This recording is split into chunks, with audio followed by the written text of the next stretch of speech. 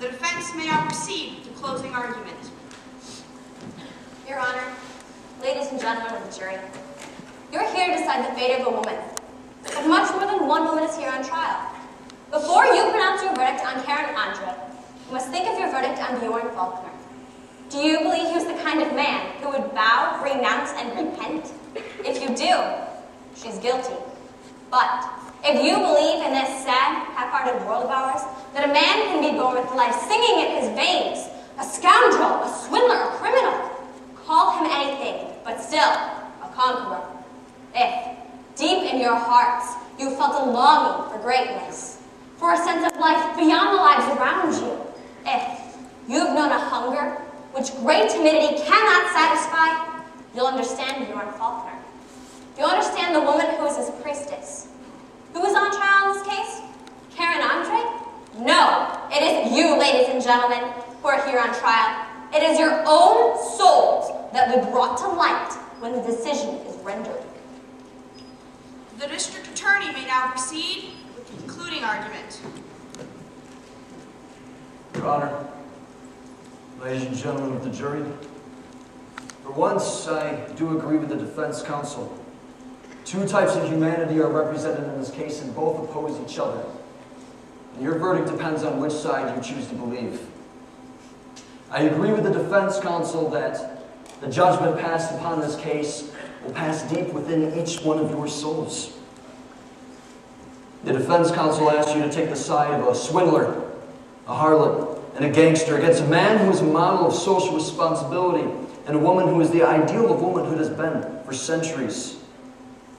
If you believe that man is placed upon earth for a greater purpose than his own enjoyment, if you believe that love is not confined to the bedroom, but extends out to your family and to your fellow man, if you believe that selfless service to others is the most sacred ideal that a man can atone to, then you will believe that simple virtue is more powerful than arrogance, and that a man like Bjorn Faulkner can be brought to bow before it.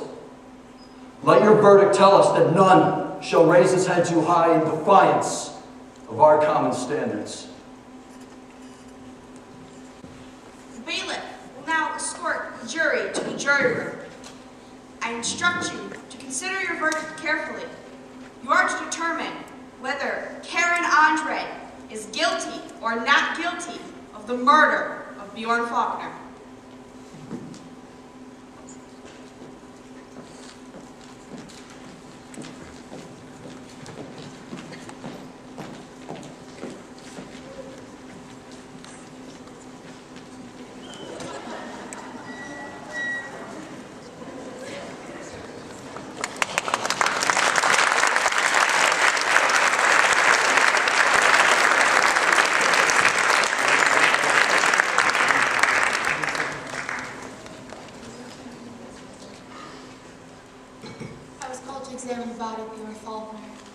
I discovered a body mangled to an extreme degree.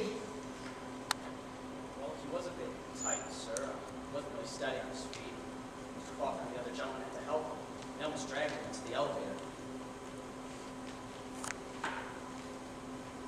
She's hoisting the man's body onto the parapet. A man in evening clothes. Faulkner. He's unconscious. There's no resistance. She pushes him over with all her strength and he goes over. Down into space. I found only two enjoyable things on this earth, whose every doors were open to me: my whip over the world and Karen Andre. He had a platinum gown made for her. She would ask him to put it on his hat if she could stand it. And when it burned her shameless skin, she laughed like the pagan she is, and he kissed the burn, wild like tiger! He renounced material concerns with all their consequences. Pride, selfishness, ambition, the desire to rise above our fellow men. We devoted our life to spiritual values. We planned to leave the city, be part of some modest community, to be like everyone else. It was a difficult undertaking, but I had full confidence that my business acumen would have prevented the crash, had Faulkner lived.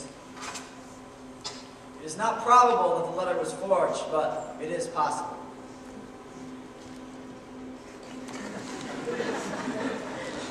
Herr Faulkner shrugged and said lightly, "Oh, commit suicide." Herr Whitfield looked at him very strangely and coldly and said very slowly, "If you do, be sure you make a good job of it." Bjorn never thought of things as right or wrong. To him, it was always, you can or you can't.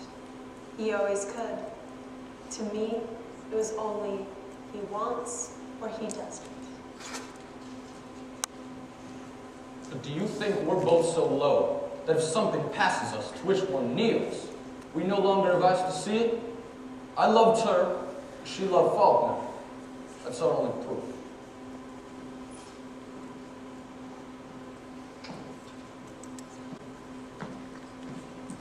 Attention of the court.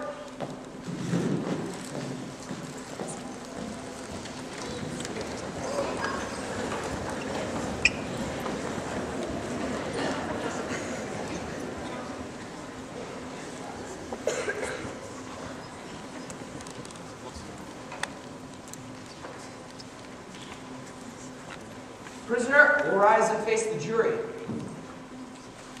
Mr. Foreman, have we reached a verdict? We have. What say you? Find this non-trivial. We shall appeal the case. There will be no appeal. Ladies and gentlemen, I'll not be here to serve the sentence. I have nothing left to seek in your world.